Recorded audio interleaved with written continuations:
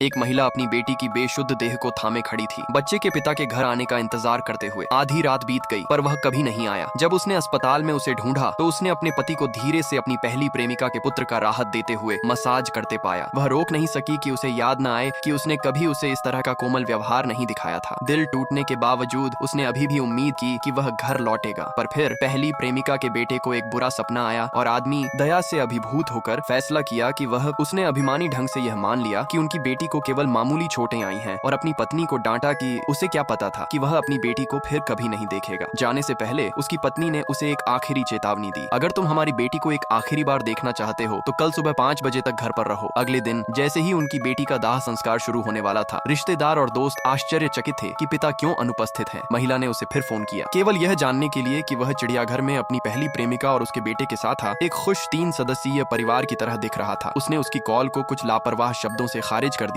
जब आदमी ने आखिरकार याद किया कि उसने क्या देखा, केवल एक अंतिम अल्टर था। क्रोधित होकर उसने सब कुछ तोड़ दिया, ये मानते हुए कि यह उसकी पत्नी का टेढ़ा तरीका था। तभी रिश्तेदारों ने उसे फिर फोन किया। रिश्तेदार आए और बताया कि उनकी बेटी का अंतिम संस्कार हो रहा है, पर उसने उन्हें पैसे दिए गए अभिनेताओं का आरोप लगाकर चिल्लाया, कैसे हो तुम मेरी बच्ची पर अभिशाप लगाने की हिम्मत करते हो। सभी ने महसूस किया कि वहाँ विनाश के पार हो चुका है। अपनी पत्नी के झूठ उजागर करने के लिए दृढ़ संकल्प के साथ वह श्मशान तक भागा, केवल एक दृश्य देखने के लिए जो उसे उसकी बाकी जिंदगी के लिए सताता रहेगा।